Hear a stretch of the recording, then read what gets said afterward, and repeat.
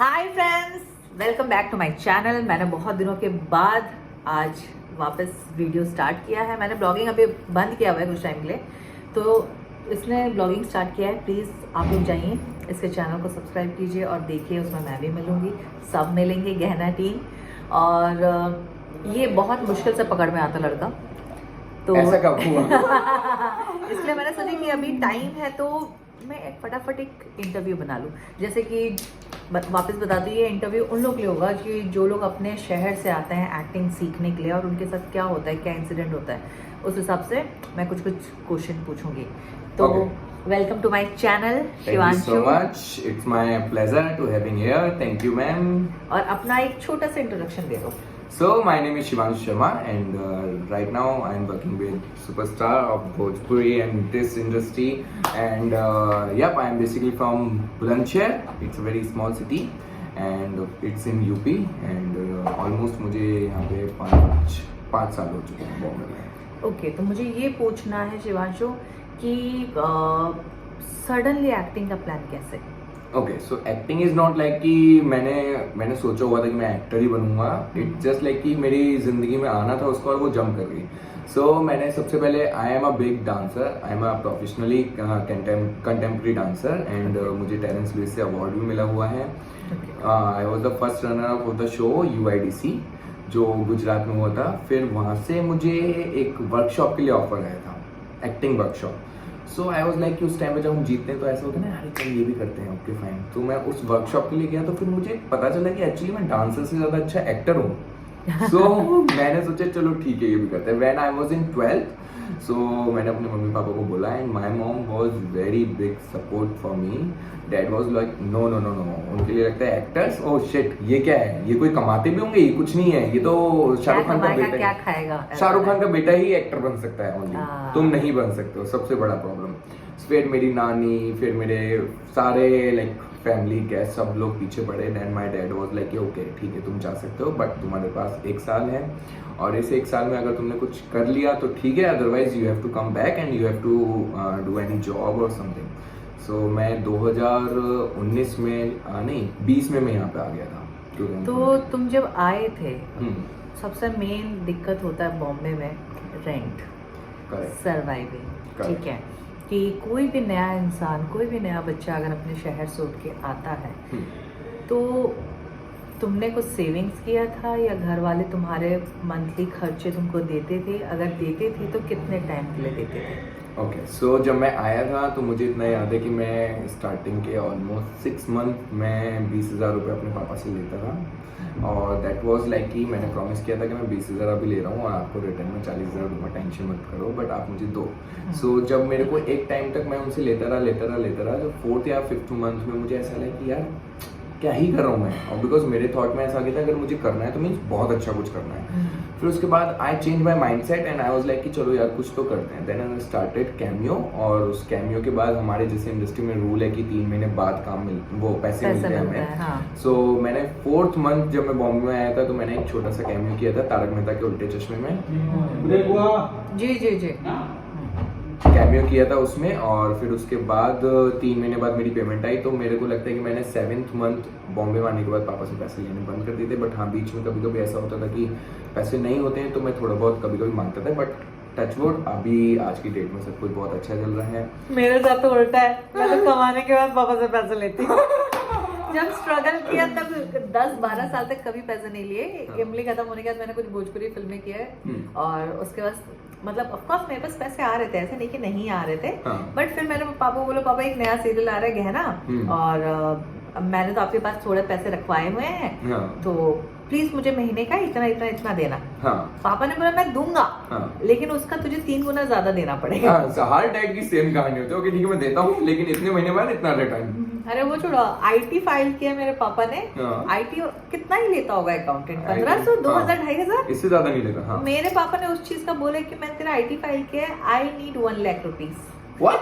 Oh my God, 1 lakh rupees, ये तो बहुत बड़ी कमीशन हो गई। अरे वो पापा तो खतरनाक, जब से पता चला कि अच्छा शी इज अर्निंग गुड, सब पैसा मेरे पास आ जाए, उसके बाद नहीं रहे। चलो ये तो हो गया कि रेंट वगैरह ये था।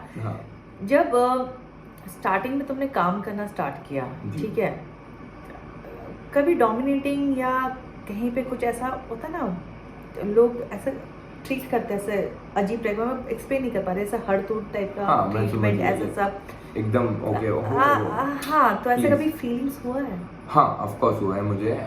मैं एक शो कर रहा था, उसका नाम नहीं लूँगा यहाँ पे। तो उस शो में क्या था कि देयर वाज लाइक बड़े बड़े नामी ग्रामी एक्टर्स थे। तो जब मैं उस शो के लिए गया था तो एक फीमेल की और मेरी दोनों की उस शो में सेम टाइम पे एंट्री हो रही थी। सो मैंने उस फीमेल से, हम जब रीडिंग होती है तो हमारी सबकी वो हो जाती है, but that female was like कि मराठी में अच्छी खासी थी, मतलब उनका नाम था। बट मेरे लिए वो मेरा सेकंड शो था एज अ गुड कंटिन्यूटी। सो मैं जब गया, सो मैं भी कैब से उतरा, वो भी कैब से उतरी एट द सेम टाइम।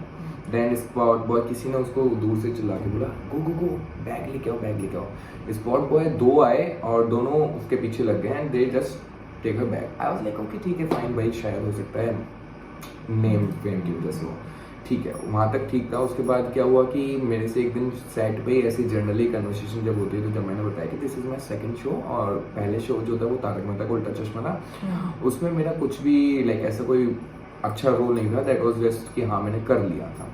तो उन लोग को लगा कि हाँ यार ये क्या ही है, कुछ भी नहीं है, ओके ठीक है फाइन। तो जब मैं उन लोग के साथ बैठना शुरू किया, they start to ignore me, पहला पॉइंट। दूसरा, जब हम कभी भी कैमरे के सामने आते हैं ना, अपने परफॉर्म हम करते हैं, हम अपने तरीके से करते हैं, वी डोंट नो कि हाँ सामने वाला कैसे परफॉर्म कर रहा है। तो जब सामने वाला जब परफॉर्म कर रहा होता था तो मैं अपने तरीके से परफॉर्म करता, या तो तुम केमिस्ट्री बैठाओ या तो तुम पहले डिस्कस करो, अदरवाइज यू कांट ट्रीट। उसने उन फीमेल एक्टर ने मुझे इतने गंदे से ट्रीट किया था, पता नहीं कहाँ से लोअर कास्ट एक्टर्स को उठा के ले आते हो और मेरा सारा परफॉर्मेंस खराब करा देता है। I don't want to work with him. So it was very insulting for me, because हम लोग का पहले डिसाइडेड नहीं हुआ है कि हम ये करने वाले हैं। यू जस्ट इमीडिएटली एक्शन होने की आजा, आओ ना, वेलकम, मीट करा, ये हो गया ना। अब इसके साथ भी बात है, हम लोग इंटरव्यू करेंगे, लेकिन बेचारी हमेशा बिजी रहती है। टच वुड, भगवान करे ऐसे ही बिजी रहे। सो फिर उसके बाद एक्चुअली डायरेक्टर सर जो थे वो बिहार से थे और he was very very sweet और आई एम वेरी थैंकफुल। उन्होंने मुझे बहुत सारी चीज़ें सिखाई हैं और फिर वो मेरा कैरेक्टर जो था वो ऑलमोस्ट 6 मंथ्स के लिए चला था उस शो में। उसके बाद वो शो ही बंद हो गया था, तो I was playing negative in that. अच्छा। सर ने मुझे सपोर्ट किया था। ये तो सुन लिया, अभी मुझे ये जानना है कि कभी ऐसा हुआ कि तुमको अपने डिसीजन पे रिग्रेट फील हुआ, और कभी ऐसा हुआ कि यार मैं क्या कर रहा हूँ, मैं क्यों कर रहा हूँ, काश मैंने पापा की बात सुन ली होती। आई थिंक हर आर्टिस्ट की लाइफ में एक ऐसा पॉइंट आता है जब वो हर जगह से टूट जाता है और उसको वो फील आता है अकेले में बैठ के कि यार मैं कर क्या रहा हूँ, क्यों ऐसा हो रहा है। ऐसा कभी तुमको फील हुआ? ऑफ कोर्स, जब हम एक शो कर लेते हैं ना, जैसे आप इतना बड़ा नाम हो, आप भोजपुरी में इतना बड़ा हो और आपको भोजपुरी में ही बुलाया जाए और फिर वहाँ पे आपके साथ अच्छे से ट्रीट ना हो, मेरे साथ हुआ है ना, तो फिर वो आपको बहुत ऐसा लगता है कि लाइक शिट यार, इतना करने के बाद भी अगर मुझे ऐसा करना पड़ रहा है, मैंने तुमसे पूछा ये फील हो रहा है, तो फिर आपको ऐसा लगता है यार this is the very bad thing what I am doing it. मेरे सेटिस्फेक्शन के लिए मैं कर रहा हूँ, मुझे ही सेटिस्फेक्शन नहीं मिल रहा है, so why I am doing it. सही पॉइंट पकड़ा। मैं बताती हूँ, अभी लास्ट ईयर की बात है, इट्स लाइक 12 years से मैं आइटम सॉन्ग कर रही हूँ एंड 5-6 साल से मैं लगातार अवार्ड ले रही थी। लोग बोलते थे कि यार शी इज ऑसम डांसर, लेकिन जैसे लॉकडाउन हुआ आइटम सॉन्ग बंद हो गए क्योंकि थिएटर बंद हो गए। मैंने स्ट्रगल स्टार्ट किया एक्टिंग में। उन लोगों को मैंने अप्रोच किया। मैं तो पहली बात, मुझे काम मांगना पसंद नहीं है, बट अप्रोच करना पड़ता है काम के लिए। जब आपका पेट रोता है, घर का रेंट भरना है, सब कुछ करना है, तो मैंने अप्रोच किया था and I got a good characters. But कुछ प्रोडक्शन वाले जिन लोगों का लेवल भी नहीं था कि वो मुझसे कुछ बात कर सके, ये still I am giving him respect. मुझे बोलते थे इसका दौर था, खत्म हो गई आर्टिस्ट, ये आ गई। ट्रस्ट मी, मैं ऑलरेडी अपने अंदर फाइट कर रही थी कि एक लेवल मैंने पाया हुआ है सेलिब्रिटी का और एक लेवल में मैं उग रही हूँ। उन दोनों को इक्वल लाने में मैं बहुत कॉम्प्रोमाइज कर रही थी चीज़ों के साथ एंड मैं यहाँ तक भरी हुई थी। पहली बार लाइफ में मुझे ऐसा लगा मेरे काम खत्म है क्या, मैं सिर्फ इतने टाइम के लिए थी क्या, अब मैं कहीं की नहीं रही, अब मैं वापस जाके जॉब क्या करूंगी, मैं क्या नहीं करूंगी। लेकिन ऐसी स्टेज में अटक जाते, ना इधर जा सकते ना इधर जा सकते। एग्जैक्टली। तो तब रियलाइज हुआ कि यही पॉइंट होता है जब पेरेंट्स लोग बोलते कि इसका कोई फ्यूचर नहीं है, इसका कोई प्रेजेंट नहीं है, कोई पास्ट नहीं है, आप जितना भी करो वो कम ही है। मतलब आप गड्ढा खोदे जा रहे हो जो कि नेवर एंडिंग चीज है। बस आपको आप सिर्फ बोलते ना अंधेरे में हम लोग चले जा रहे हैं, जहाँ पे मिल गया बहुत अच्छी बात है, नहीं हुआ तो मुझे लगता है कि जो लोग भी आना चाहते हैं फील्ड में, हम मतलब डिमोटिवेट नहीं करें, बट हम इतना बोले कि you should be mentally strong, prepare, कि अगर कुछ होता भी है ना, आप अपने आप को वापस संभाल सको। हाँ। बी रेडी कि आप यहाँ आने के बाद भी टाइम उल्टा आए तो आपको जीरो से again you have to start, क्योंकि ये इंडस्ट्री ऐसी है कि आप जितना भी ऊपर जाओ, दोबारा स्ट्रगल करना होता तो आपको जीरो से ही, हाँ आप जीरो नहीं होगे, आप एक नंबर होगे, क्योंकि आपने सीखा है, आपका एक्सपीरियंस रहेगा, शायद उसके कारण आप जल्दी भी कर रहे हो, लेकिन करना तो पड़ेगा। करेक्ट। वैसे भी एक बहुत बड़ी चीज लाइन बोलते हैं लोग कि बॉम्बे कभी भी किसी को भूखे पेट सोने नहीं देता, and this is very big fact. मेरे को पता है कि जब सेविंग भी खत्म हो जाती है, जब कुछ भी नहीं होता है, लेकिन फिर भी I am giving my rent, I am like having my food, I am going out, I am enjoying my life. पता नहीं वो कहाँ से कैसे और कब, माता रानी है, माता रानी वही सब कुछ होता है, सब कुछ होता है। एट लास्ट जो बच्चे इस फील्ड में आना चाहते हैं या जैसे भी है, व्हाट यू थिंक, उनको सीखना चाहिए एक्टिंग, उनको डांस आना चाहिए, उनको सब प्रिपेयर होके आना चाहिए सीख साख के, या फिर कैसे क्या करना चाहिए, क्या एडवाइस करोगे? ओके, सो मैं अगर अपनी पर्सनली बताऊं तो मैंने एक्टिंग कहीं से सीखी नहीं है, मैं बहुत फ्रैंकली बोल रहा हूँ, बट हाँ it's all about your luck. अगर तुमने सीखी नहीं है और तुम्हें अच्छे लोग मिल गए तो यू विल बी शाइन। और बट मेरे साथ मेरे अगर मैं पर्सनली एडवाइस करूँ तो मैं बोलूँगा डेफिनेटली, अगर you are boy you should work on your body, जिसमें मैं बहुत मार्क खाता हूँ। यू शुड गो जिम और फिर उसके बाद अपना पूरा फिनिशिंग करके आओ। You should learn it, how to speak, how to talk, how to learn the script. ये बेसिक चीज़ें तो आपको आनी ही चाहिए, उसके बाद ही आप बॉम्बे आने की सोचें, क्योंकि यहाँ पे आके सीखना इज लाइक योर डबल खर्चा।